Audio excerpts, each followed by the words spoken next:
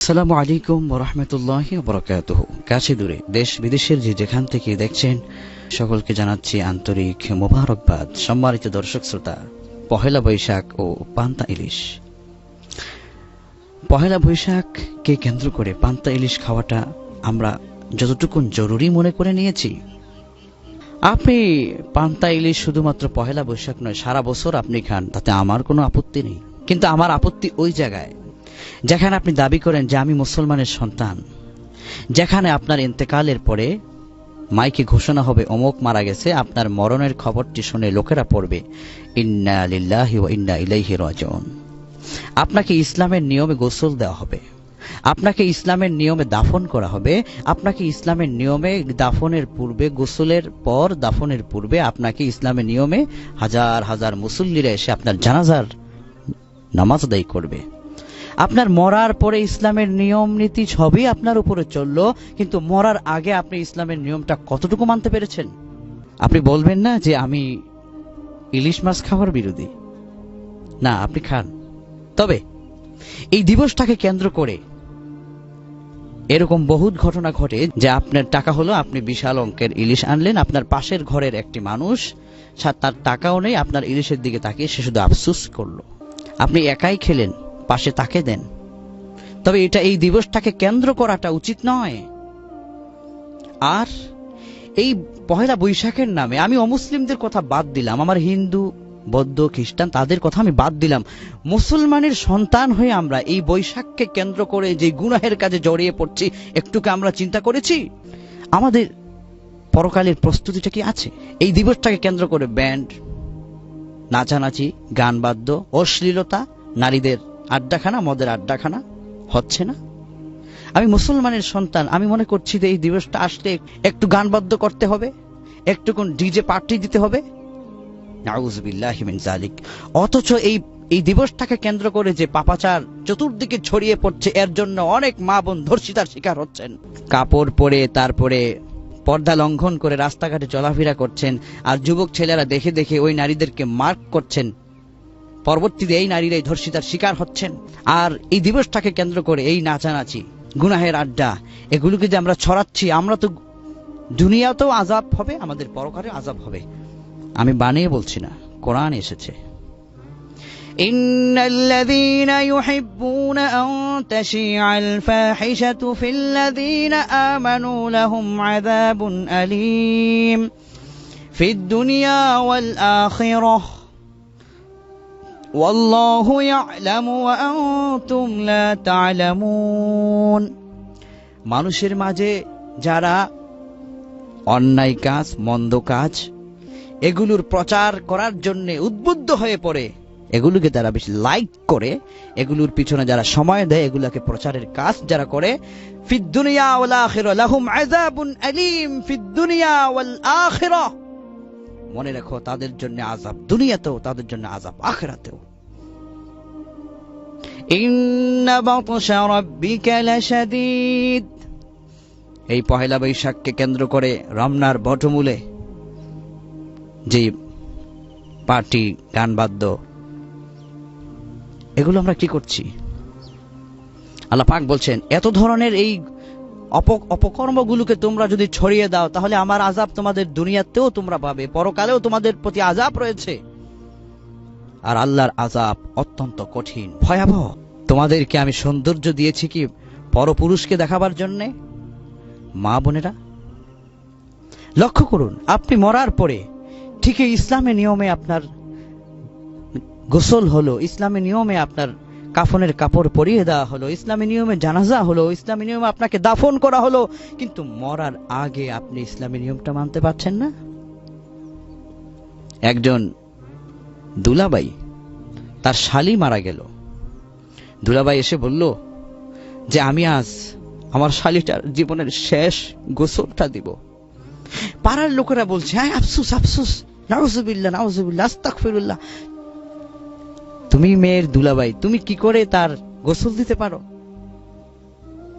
দুলাভাই বলল, আজ সে মরে গেছে বলে তাকে গোসল দেওয়া সম্ভব না, কিন্তু জীবিত থাকাকালীন সময়ে এই মেয়েটাকে যে তোমরা আমার কাছে খোলামেলা ফেলে দিয়েছিলে, তাকে নিয়ে আমি বিভিন্ন জায়গায় ঘোরাফেরা করেছিলাম, নগ্ন লঙ্গ সে হয়েছে, তখন কি তোমাদের কিছু মনে পড়েনি? মরার পরে মানুষ বুঝো, মরার আগে বুঝো না? হে মা, এই দিবসকে কেন্দ্র করে আপনার এই সুন্দর দেহটা পরপুরুষের কাছে আপনি প্রদর্শন করবেন না? সে আপনাকে দেখে আপনার প্রতি তারা আকৃষ্ট হয়ে পড়বে।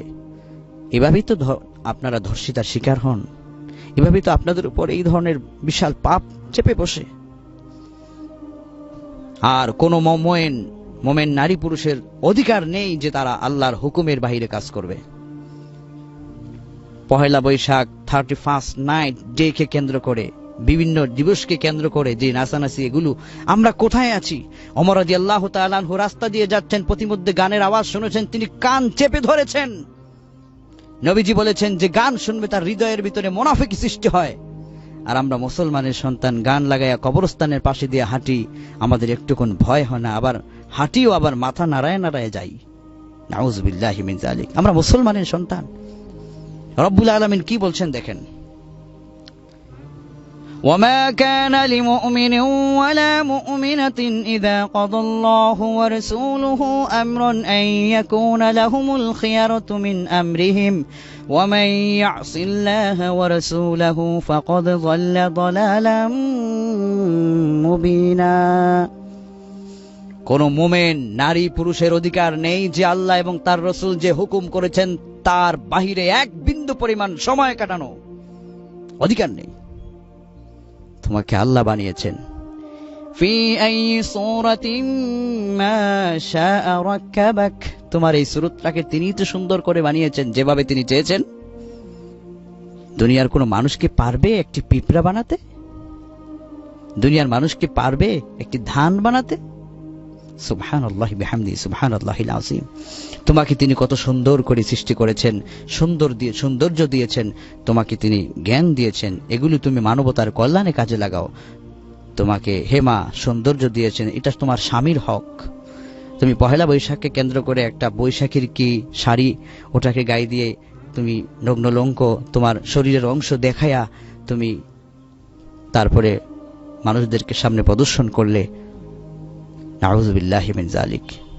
যদি কোনো ব্যক্তি আল্লাহর পথ থেকে এভাবে করে শুধুমাত্র দিবস কেন্দ্রিক নয়, যে কোনো ব্যাপারে গুনাহের কাছে জড়িয়ে পড়ে, তাহলে তাদের সম্পর্কে আল্লাহ পাক বলছেন, ওয়ামান ইয়াসিল্লাহা ওয়া রাসূলাহু ফাকাদ যাল্লা যালালাম মুবিনা। আর যারা আল্লাহর পথ থেকে, আল্লাহর কোরআন পাওয়ার পরেও, রাসূলের হাদিস পাওয়ার পরেও যারা আল্লাহর পথ থেকে, রাসূলের পথ থেকে দূরে সরে যাবে, যারা আল্লাহ রাসূলের অবাধ্য হয়ে যাবে, তারা পথভ্রষ্ট হয়ে যাবে, গোমরা হয়ে যাবে। আমরা কি পথভ্রষ্টদের কাতারে থাকবো, নাকি আমরা নাজাতপ্রাপ্ত মানুষদের কাতারে থাকতে চাই? এখান থেকেই শিক্ষা নিন। আসুন সম্মানিত দর্শক শ্রোতা, এই যে পহেলা বৈশাখকে কেন্দ্র করে ডিজে পার্টি, গান বাদ্য, এই অনিসলামিক কার্যকলাপকে যুবক ভাইয়েরা নাইট ক্লাব, মদ্যের আড্ডাখানা লাথি মারেন, এগুলোকে রসুলের তরিকে আসেন। যদি আপনি রসুলের তরিকে আসেন কি হবে? পিছনের অপরাধগুলোর জন্য আপনি যদি মাফ চান কি হবে? আল্লাহ সুবহানাহু ওয়া তাআলা বলছেন, ইউবাদদিলুল্লাহু সাইয়্যাতিহিম হাসানাত। মাফ চেয়ে, ক্ষমা চেয়ে যখন তুমি প্রভুর দরবারে মাথাকে নত করে ফেলবে, তওবায়ে নাসুহা যখন তোমার কবুল হয়ে যাবে, তিনি তোমার গুনাহকে ক্ষমা করে দিয়ে তোমার গুনাহের জায়গাটা নেক দিয়ে পরিবর্তন করে দিবেন, পরিপূর্ণ করে দিবেন। সুবহানাল্লাহি বিহামদিহি সুবহানাল্লাহিল আযীম। হে যুবক ভাই, হে যুবতী বোনেরা, আসুন আমরা এই দিবস কেন্দ্রিক গুনাহগুলোকে বর্জন করি। আমরা এই পহেলা বৈশাখ বিভিন্ন নামে পান্তা ইলিশ দিয়ে পহেলা বৈশাখে উদযাপন করি, 2 রাকাত নামাজ দিয়ে কি আমরা উদযাপন করতে পারি না? আমরা ডিজে পার্টি দিয়ে 31st নাইট ডে হবে, আতশবাজি এটা সেটা বিভিন্ন ফটকা ফুটাও, আওয়াজ করো, চতুর্দিকে ছড়িয়ে পড়ো, ডিজে গান লাগিয়ে দাও। এগুলো না করে আমরা কি 2 রাকাত নামাজ পড়তে পারি না? আমার যে পিছনের বছরটা চলে গেল, সেই বছরটা আমি ভালো করে কাটিয়েছি কিনা, এই জন্য কি অনুতপ্ত হতে পারি না? আল্লাহর হুকুমগুলো ঠিকমতো এই বছরে মানতে পারিছি কিনা, এটা কি করতে পারি না? আসুন আমরা সুন্নাত তরিকায় আনন্দ করি। আমাদের জন্য ঈদ রয়েছে, আমাদের জন্য বিভিন্ন ইসলামী নিয়ম রয়েছে। আসুন আমরা দিবস কেন্দ্রিক সকল প্রকার গুনাহকে বর্জন করি এবং আমরা আল্লাহর কাছে তওবা করে সঠিক পথে ফিরে আসি, আল্লাহর আযাব ও গজব থেকে বাঁচার চেষ্টা করি। ধন্যবাদ সকলকে, ধন্যবাদ প্রিয় দর্শক, ধন্যবাদ আমাদের সঙ্গে থাকার জন্য। আসসালামু আলাইকুম ওয়া রাহমাতুল্লাহি ওয়া বারাকাতুহু।